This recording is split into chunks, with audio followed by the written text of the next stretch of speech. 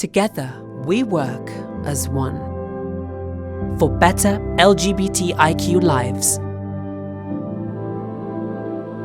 Outright.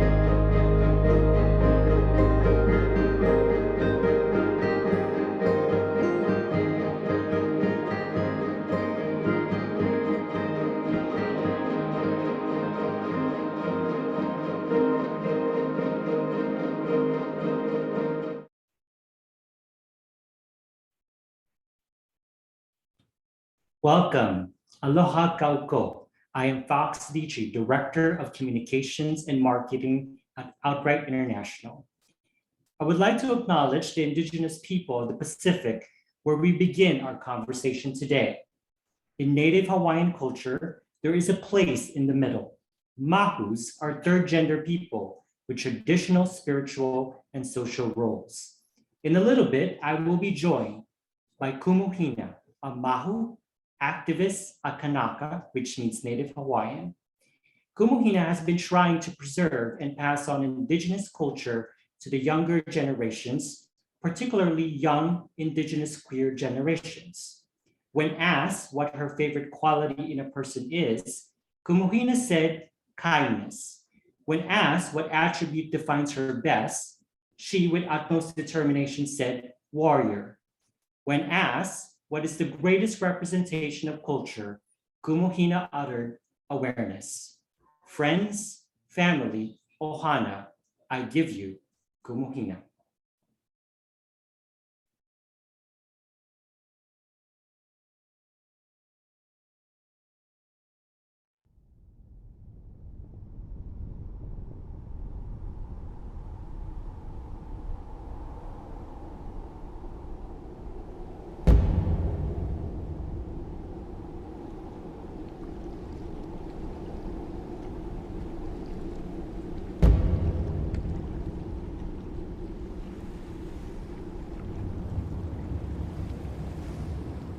Te au māmoa tō kākuhi hewa noho ali'i a o ahu.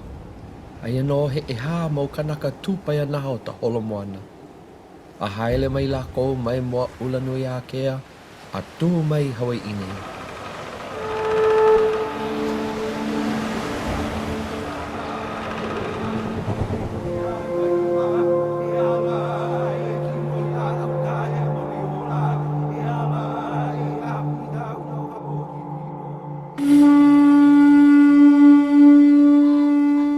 Paia kula, a noho I ulu kou ma Waikiki.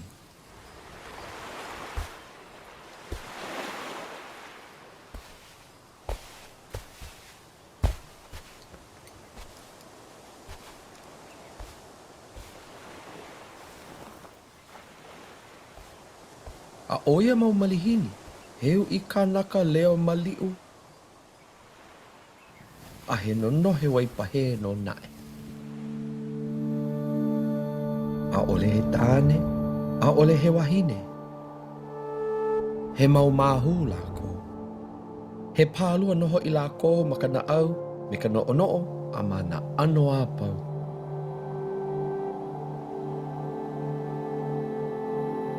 A o te inoa ta lako walakai, o ia no o ka pai māhū.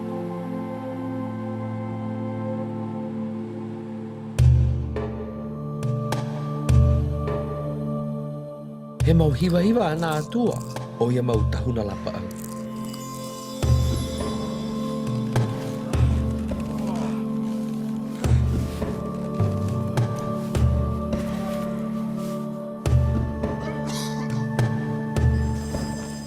ka puni mana nui.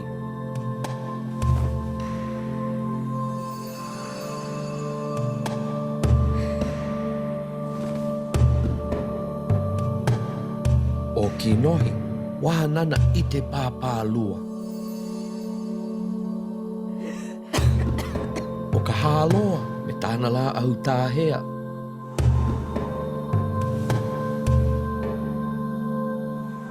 A o ka pai mahu o ka tau la au.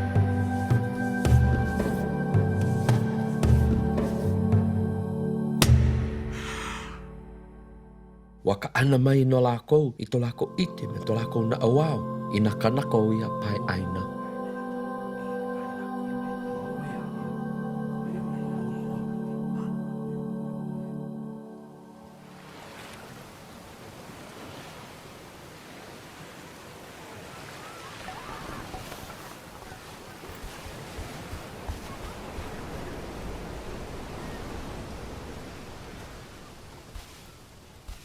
Lawa pono talako hana. Hoka I ini e mahalo ia po e tahuna la paau. Me ka tutulu aku I ki kahi mea ho'o mana o ia lako.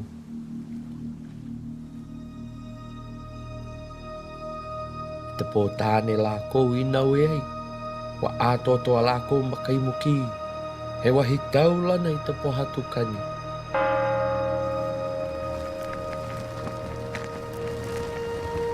Nau e ako me e hā mau po hatu nunui a hiti loa e waikiki.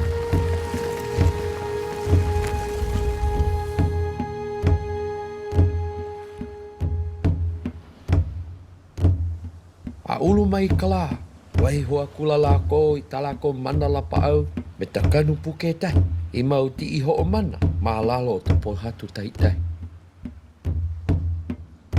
E ala e ka pai mahu ni hei o ke aiwa iwa. E ala e ki nohi la au ka ea mauli ola. E ala e ka puni ka una o ka poki hiro. E ala e ka haroa ka ula kane me kana loa. E ala e ka pai mahu ni hei o ke aiwa iwa. E ala e ki nohi la au ka ea mauli ola. E ala e ka puni ka una o ka poki hiro. E ala e ka pai mahu ni hei o ke aiwa iwa. E ala e A hala no ho kai mahina. O ta haalele no ia o ka pai mahu ma. A ohe loa e ho I ho mai. ka haroa ka ula kane me kana loa.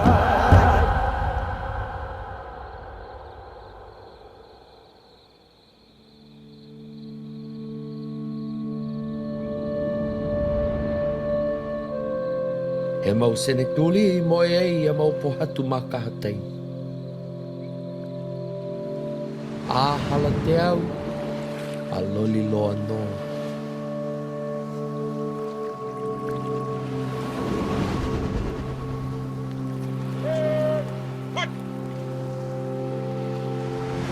A nalo ale ia mo au kala no ka pai mahu.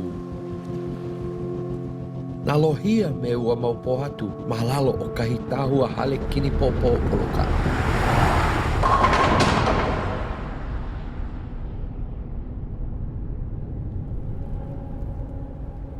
O ia ino, wa wehe hou ia mai ia mau pohatu e ha.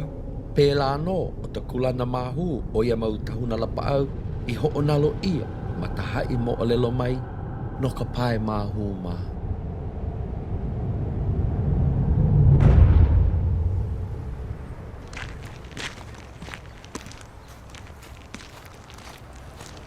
Awe, ka mina no hoi.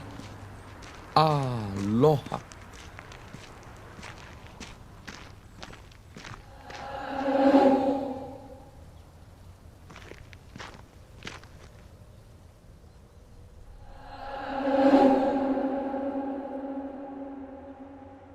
E oe mau popo I te mo au kalo ia mau pohatu.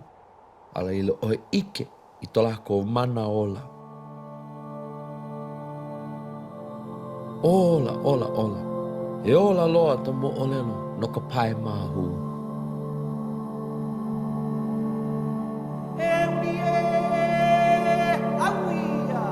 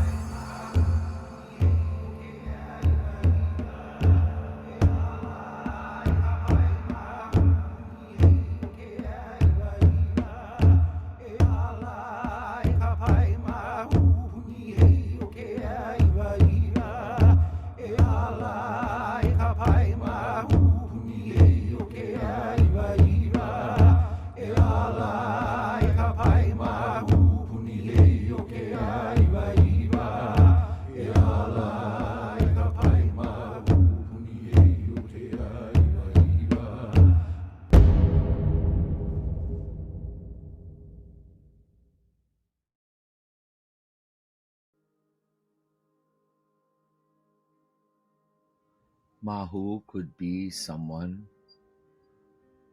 that looks like you, that looks like me. Mahu is not restricted to male. It is also female, although it is not recorded as such in historical documentation and even the oldest of dictionaries. However, through deduction and careful analysis of who got behind the effort to make dictionaries, they were first put out by foreigners to our islands, and they were to articulate the language that they were gaining access to and wanted to provide access to. So clearly, the definition of Mahu was a little skewed. But Mahu could apply to a male or female, and whether they were all to one side of the spectrum or somewhere in the middle or anywhere within this space, there's no true definitive factor. Here in Hawaii, Mahu, again, just on the male to female, they could look more female, or they can just look male in their own natural state. And being Mahu isn't only the physical. I want people to understand this about the culture that I come from. People in the Pacific don't, and this is more than just Hawaiians, people in the Pacific don't look at you for just your physical element or your physical aspects. They look at you for your mental, emotional, and spiritual place in this life.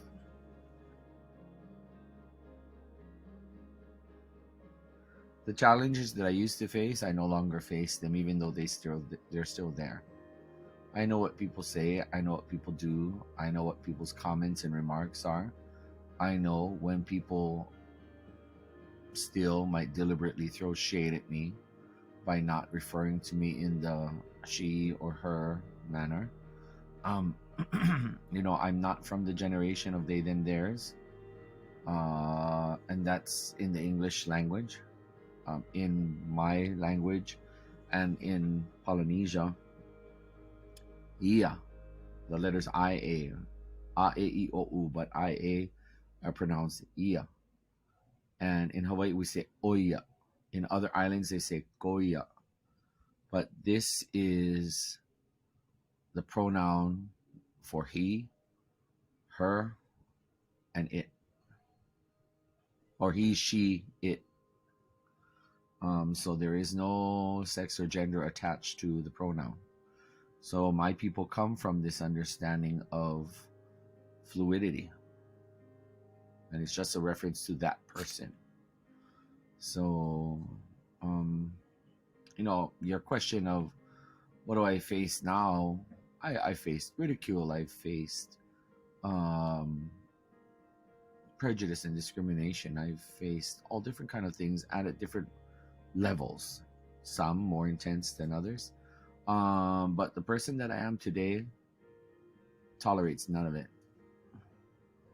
And I'll either be very gracious and simply ignore people's insecurities and ignore their own fragilities about the topic. My culture tells me that to be Mahu is nothing wrong with it. My culture tells me that to be Mahu is to understand that I hold an important space, but it is no greater or no less than Kane or Wahine. The space that I hold could be on multiple levels. It depends on me. Depends on what I'm able to handle. It depends on my level of clarity. It depends on my level of self-consciousness and awareness, and my desire and willingness to avail myself to the potential that is of a Mahu. So Yeah, I don't feel the need to do that. In fact, I'll often guard it fiercely. And in my home here in Hawaii, I get very, very perturbed by the foreign imposed narrative, which is usually the Euro-American centric LGBTQI narrative, which there's no problem with that narrative, but in my own home, I don't like to always have to try to carry that narrative in front of the narrative that belongs to my people. This is my home. So, you know, even some of the people closest to me think that I end up being hostile to quote unquote mainstream. But that's because we're in Hawaii. I'm telling people this is my mainstream, and people need to understand that here. And foreigner introduced conceptualization and articulation of said experiences in life are second to what the Kanaka perspective is for me. Not necessarily for others, but for me.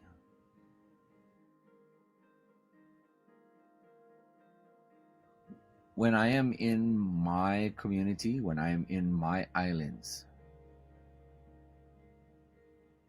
Hawaii, my people, my language, my history. I say it in this manner because I'm surrounded by foreigners most of the time.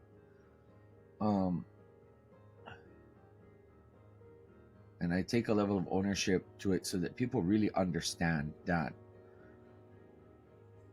when outsiders always want to emphasize on their perspective in my home, it's not that I don't support them to be all that they are and all that they want to be. I'm just saying, please be mindful that, the perspective that I have, it's not necessarily exclusive. And it does not mean to say that they can't be a part of it, but they have to embrace it and take that on as a way to articulate their life experience. And of course some foreigners will never feel comfortable to do that because they're not native, but at the same time I want non-native people to be conscious that they can do much in the world to give difference. For example, how people acknowledge the native people. When you say greetings to everyone, I would like to take this time to first acknowledge the peoples of this land, etc., etc., etc. Well, it's on that same line of thought that you give that narrative the forefront. You put it in the limelight, and not that we seek it, but you lift it up and put it in that place to give it its place, and then you carry on.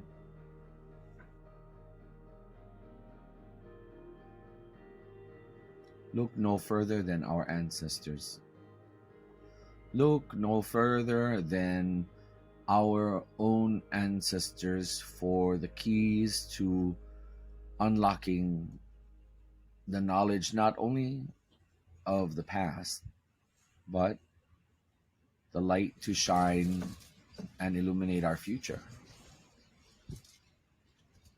Many of us as Native peoples, we have known about certain kinds of concepts and ideology for centuries. And it's been foreigners to impose their own fragilities, insecurities, and limitations upon us. We must truly believe, how do I say it? It's rather difficult sometimes to avoid to be seemingly self-righteous and almost to the point of indignant about certain things. But we must, for example, in my case, I am Kanaka. And it is up to me to be as Kanaka as I can be in my home and to wear that mantle of responsibility and to let other people feel it. Because for too long, the other people whom have come from who knows where around the world come here and make us feel like we have no place, even without trying. So when I walk into a room, everybody will know I am Kanaka. Everybody will know that my language, my history, and my culture comes first for me. And everybody else stand in line, take a number. Oftentimes, I see about the great pronunciation made in an effort to claim our freedom. Freedom to express ourselves, freedom to articulate how we feel, freedom to share love with whom we share it with, and how we share it, where we share it. There's a time and a place for everything, you know. I look forward to the day where people won't always have to feel the need to proclaim their sex and sexuality. I come from a culture that we are not judged by our sex and sexuality. We're not judged by our gender. We are judged by our contributions to this life that we live, whether that be at the family level or the community level or greater.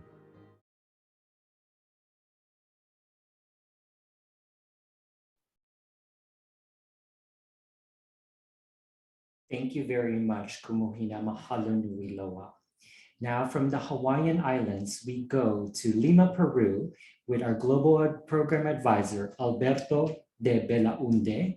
And in the Navajo Nation, we are joined by a special guest, Charlie Amáyá Scott, Indigenous trans scholar and social influencer. Thank you very much for joining us in our conversation today. Alberto, please take it away. Thank you so much, Fox. Hi, Charlie. Hi, Alberto. How are you? I'm well. How about yourself? I'm really excited to be here with you. So thank you for the opportunity. So the first part of our talk is going to be about rapid fire questions. I think that everybody knows the drill. The idea is to make short questions, and you will get us also short single answer response in a very quick way. So the first thing that popped into your mind. Okay. So Charlie, are you ready? No, but we're going Awesome. So let's go. The first one. What is your favorite quality in a person? Honesty. What emotion do you feel most connected to? Joy. Same. What attribute defines you best? Critical. What constitutes great storytelling? Listening. What are you most afraid of? Colonization. What is belonging? Empowerment. What is inspiring joy and justice? Hope. Who is your hero? My mother. And the toughest one. Are you ready for this? Let's imagine a drum roll, like. Okay. Who is Charlie? Change. Okay, You approve the first part of of this test. Thank you so much for your answers. And now we have a little bit more time for the next part of the interview. These are longer questions and, of course, longer answers. And the first one is that I want you to tell us about your journey, your moment of realization. And this question is because we already saw some of your story in other videos. Tell us about your experience at Brown University. Okay, so for those who don't know, I attended Brown University from 2013 to 2017, and I graduated with an honors in ethnic studies and sociology. So that's what I studied. But I will admit it wasn't always the easiest. And there's a video that Alberto was referring to, a sort of mini docu-series that I did with Breakthrough, which is a nonprofit that is really actually focused on using media and storytelling to pretty much talk about like, what does it mean to be queer, a girl, or non-binary within the US empire. And one of the questions they asked me was really about Brown University and talking about the sort of moment in which I sort of called my mother. But some context, so I grew up in the Navajo Nation. I have never been to the East Coast of the US empire, and I mostly just stayed within my little nation. And the longest I've ever driven anywhere was like 5 hours, and that was a sort of neighboring city called Phoenix, Arizona.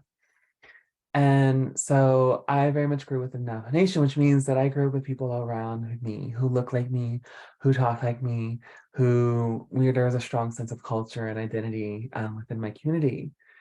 And so going from a predominantly Navajo community and going to college into Providence, Rhode Island, which is really white, and also has like a very unique history of being part of the transatlantic slave trade. So was this very sort of like distinct history around Providence, Rhode Island and Brown. And so I was pretty much feeling a fish out of water. A sort of ironic take since I grew up in a desert. But I knew no one. I'm this small town native indigenous person who decided to go to college in a completely different environment where it was humid, it was near the ocean, and the buildings were older than my grandmother. And I had a really hard time that first couple of months, my first year at Brown, to the point where when I failed, because I was not used to failing, as someone who was considered a high achieving student in high school, it was really tough being the only Native person, being one of the few Native people and failing and feeling like not enough. So the moment that Alberto is referring to is I called my mother. I told her that I wanted to leave Brown, that I wanted to go home, that I wanted to just leave and not be here anymore. And people are surprised because you would think that like my mother would be supportive, and she was, but her response was no. She said, no, you're going to stay there. You are going to you're going to survive this first semester.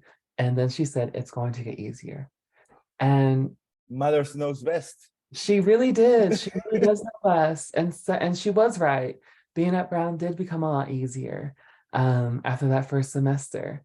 And I'm really, really grateful and thankful for her for pushing me to be in that space and to take on this new challenge, and also supporting me on it. I love this anecdote because this tough love situation reminds me also of Latino mothers. You know, I think that we had that in common. They found a tough way of showing love and support, and usually they are right. Yeah, But don't tell them. But she loves to remind me every single day. Of course. So tell us about the challenges and experiences you have faced as an Indigenous queer person. I think It's one of the challenges is one, colonization, which is what I mentioned earlier, being so afraid of. Yeah. But I think a lot of people don't realize that colonization manifests in very unique and different ways contemporarily. It's not exactly this sort of like, this like war on the Indian within the US empire, but it can really be these nuanced ways of like my language and culture being the focus of the article or study and a class discussion, and then being forced to talk about that article and share personal information when I didn't want to, or being one of the few Native people in a university that is occupying stolen land from the Narragansett or any other community across the US empire. And another challenge, I think, is because it's both that's probably more indigenous, but talking about queerness and transness, experiencing homophobia and transmisogyny, not only from foreigners, as Kumu Hina so aptly put it, but also people within my own community. My entire being as an Indigenous queer trans femme and the histories behind it, the stories behind it, are actively being suppressed and silenced by those within and outside my community. And it's really hard to do that because I have so much love for my community. I have so much love for my culture. And I think that's one of the hard parts is like the challenge is that like, how do you support and advocate for a community that refuses to love you and celebrate you publicly? Yeah. And that is something that I would argue that a lot of Two-Spirit and Indigenous LGBTQ people face across the US empire, because we are dealing with histories and with histories of violence, despite having histories of resilience and survival.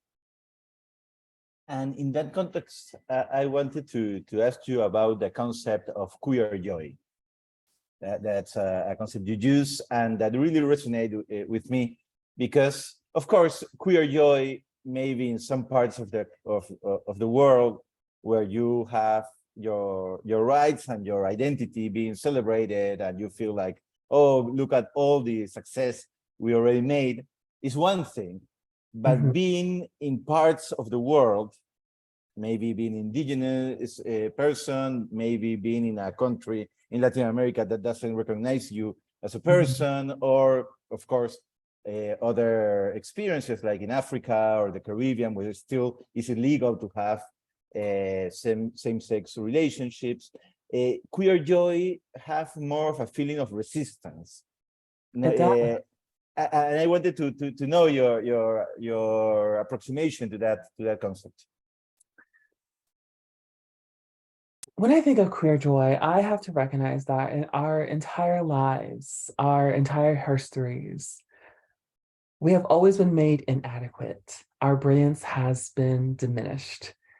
And that is something that I need to recognize and state that like across the world, our queerness and transness is suppressed and silenced, and our joy, our being is also along the way suppressed and silenced and dim. And so when I think of queer joy, it's more than just a feeling of mere happiness. It's an entire bodily experience that is both embodied and also something that is empowering and enable people to witness. And for example, in my culture, we are taught to strive for beauty and balance.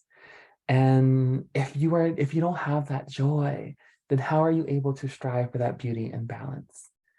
But also you really highlighted a lot of part that's also resistance. And I think for Indigenous queer peoples, it definitely is that constant resistance against colonization, this constant deviance from the heteronormativity that continues to try to conflate us, constrain us, and make us feel smaller. So queer joy is being bigger. It's being everything that you want and having the capability and capacity to do all that and feeling empowered to just be who you are, but also being supported and celebrated.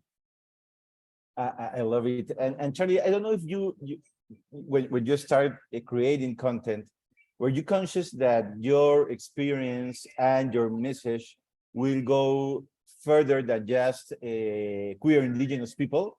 Because when I'm a fan of your blog, sorry people, I will I will have a little fun meltdown here. And one of the things that I really love about reading your blog is that it resonates with me, that I'm way in the South.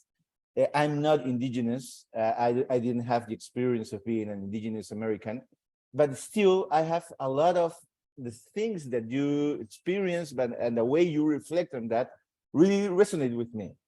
Did you thought that was going to happen? No, I didn't. When I wrote that blog, I really was going to be like, this is going to be like my own little space in the internet.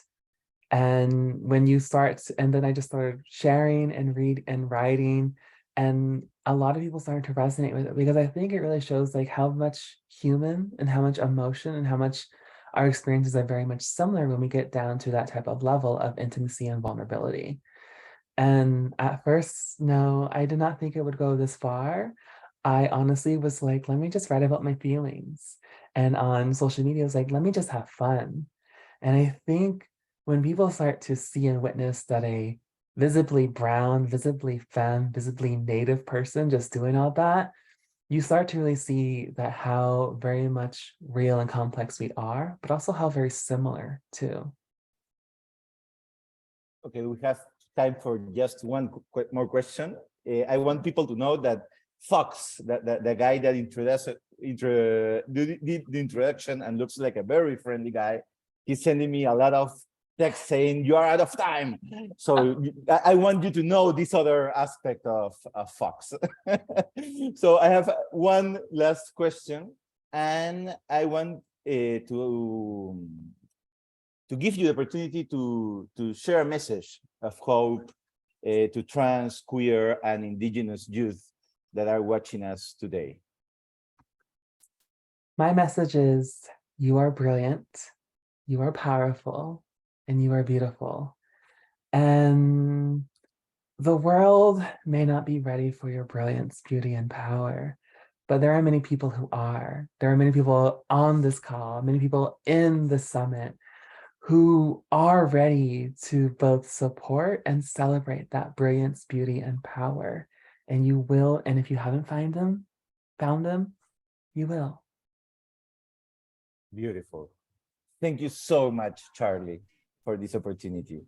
And thank you, Alberto. And thank you, Fox, and everyone else. And here it is, Fox. Mission accomplished, Mr. Fox.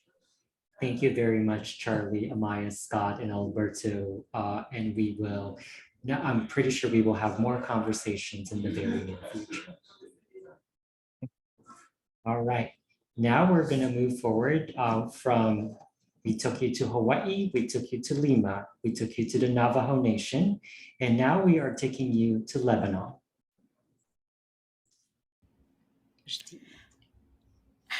Hi, everyone. I'm Hala, and I am the Digital Communication Manager at Outright. And I'm so happy today to be having this interview today with Sinine Nakhle, a trans writer, cartoon artist, and a doctoral research who in 2018 created Beirut by Dyke, a webcomic series and of short stories about being queer in Beirut.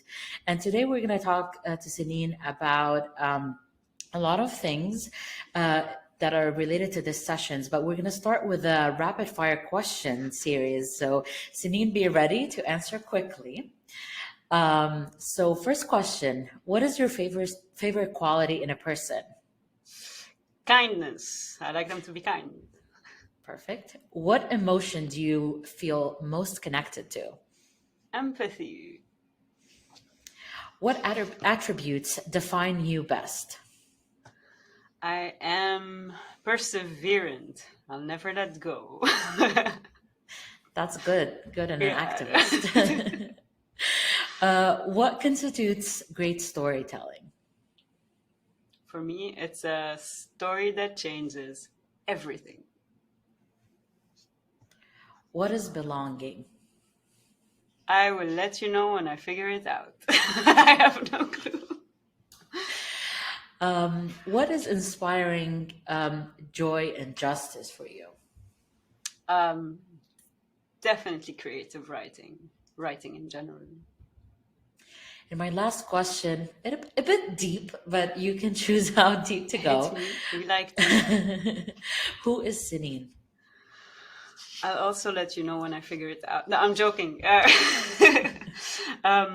Yeah, I guess someone who's been trying to come home for a long time. So let's see where that takes us. Yeah. Well, now that we finished the rapid fire questions, we're going to go into more longer questions, and I want to start with a bit about your background and tell us about that, and how did Beirut by Dyke come to life? And I must say here, for people who are joining us, that I have the honor to know you, Sinine, personally from Lebanon, and how. And I saw Beirut by Dyke come to life and as it evolved. So please tell us more about that. Thanks so much, Hala, and for the invitation. Hala was one of the first people that I met in a feminist space in Beirut, and we go way, way back, which is why it's very hard to keep a straight face in having this conversation. And all I want to do is go get drunk and laugh with them in Beirut. So thanks. It's really nice to be here in this virtual space with you. So about my background and how the page started, it was in 2018, as you mentioned, and I was back then teaching at the American University of Beirut, and I cut my hair. I was, back then out as a queer teacher, and I cut my hair, and suddenly all my interactions with people in the public sphere changed, because I was suddenly starting to register as queer for other people. Of course, that's a nice pitch that I give. A lot of things were also happening in the periphery, but it really made me feel like I wanted to tell those stories of microaggression that I was going through on a daily basis. And yeah, that's when I decided to learn how to draw. I hadn't honed that skill before, and I decided to start my page and actually give some visibility to what I thought were problems that very few people were experiencing. Well, so yeah, that segues to the next question. What are those issues that you focused on? And that also relates to what you were teaching and the doctoral research that you're doing. So tell us more about that. Yeah, so I really, to be completely honest, I have given myself a rule as when I started doing my art, and that was I will write about anything that I want to write about, and I started in this way, kind of following this almost a free association exercise for myself. And it's only later that I realized, all my comics and writings and poems were actually following under certain themes or clusters, and that was technically about mental health. It was about sexual harassment and abuse. It was about bodily autonomy, about sex and gender, more generally, and so trauma particularly, right? So falling under mental health, struggles with depression and anxiety. And so I tackled these topics through, I guess, different mediums, and I tried to shed some light on those issues, sometimes even using humor or trying to think about joy or pleasure while still talking about those and documenting them and archiving them. So yeah, I don't know how much, the level of detail that you kind of want here, but yeah, generally it falls under these intersecting topics. And the point precisely is to show that they do intersect, that, we as bodies who kind of have been erased from the public sphere of appearance, when we're struggling with something like sexual harassment in the street, that's definitely a political issue, and it's not an individual one. And that's something I try to kind of show in my art. Yeah, and it's we will definitely share the link to your work, and it is very important, especially for people who have faced a lot of these things, especially in Lebanon, and can identify with that and hear all these stories. It definitely spreads awareness, but also makes people feel that they're seen and heard. And that's, I feel like, how your art got more attention. We appreciate it. I hope so. Thank you. Yes. And here I want to ask, how did your work when you started working on Beirut by Dyke influence your personal journey and learning about more about your queer identity? If you want to share about that. No, yeah, of course. It's very funny. If you go to my page and you scroll down, until the very first post that I drew, you'll notice that in the beginning, the way I draw my body was actually done in a very masculine way, in terms of features, the jaws, the muscles, the size.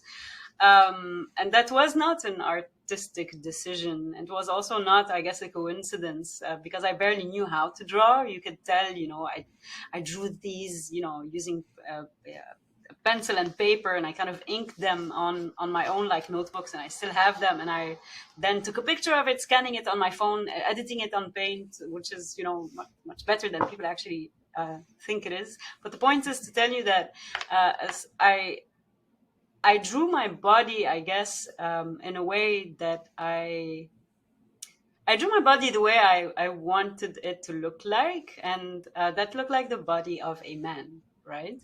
And so it's interesting that it's only 4 years later that I consciously came out as a trans person, a trans masculine person. And so I found that the way in which my art helped me in this homecoming journey that I kind of hinted at in the beginning of our conversation, the way that art helped me do that was by, I guess, standing in the way of my own defense mechanisms. So if you think about art, in general, but I'm talking about comics, let's say specifically, it's, when it comes to psychology or therapeutic ways of healing, let's say through clinical psychology, it's much nicer than a text because it's much more projective. So your mind can easily say, if you're starting to think about gender questions, do I identify as a man? Your mind can easily block this out. But if I give you a piece of paper and I tell you, draw yourself, your mind kind of allows itself to go there. So in that sense, I learned a lot from my own process of tracing my own self, which I do a lot. I do a lot of self-representation. This is literally what the project is about. It's autobiographical. So I learned a lot from it. So it's not like I learned everything and I kind of pour it into my art. It's really a process of back and forth. And the project grew as I grew along with it. So yeah, I can also, I would love to share more, but I'm not sure how we are on time. Yeah, well, we can definitely share more about that. I want to get to the next question, and then we can end with more about that. The next question would be more about the challenges that you faced when you were out in queer. We all know Sinine back in Beirut streets when not everyone was out. Sinine was out and proud, and that actually inspired a lot of people back in Lebanon to be themselves. And how the experience is different for you now that you're in Europe, and is it actually different? And how do you reflect on that as an artist and as a person? Okay, thanks for that question. I think there's always so much to say, and I really want to have a whole hour with you on every one of these. Because it's hard to say, right? I think in Beirut, to be honest, I had a lot of kind of privileges that allowed me to be out. I was working at university. My mother was extremely supportive, which I guess would have been very different if she wasn't. So I was comfortable sharing that with my family. And so I guess I had this space to be able to be myself and be loud about it and unapologetic about it. And one of the spaces was also the feminist spaces that you and I were both, I guess, a part of, because that was also the first time for me where I went into a room where there were people with short hair and they were tattooed, and I had stickers on their laptops, and they had markers and whiteboards and feminist libraries, and they were ready to just go or organize a protest at at the drop of like of a tag. So that really kind of helped me be out that way in Beirut. When I came here, it's very interesting. I have to say first, like, I was very suffocated in 2019. I saw no future where I could safely or comfortably live with my partner or advance in my own career, while also creating the art that I wanted to create around sexuality. So we decided to migrate in order to find those freedoms. But when I did come here, I have to say that there was something about me that kind of left in Beirut and it kind of broke. And when I came here, I missed being one of the few people who presented as a woman at the time and who rode a motorcycle, for example. Everyone here has a Vespa. Everyone here has whatever characteristics that I kind of depended on in order to express my gender and my identity in Beirut. And so I felt like, okay, what exactly is special about me in this space where I know no one and where the landscapes feel so unfamiliar to me? And what is the point of my activism? Who exactly am I talking to?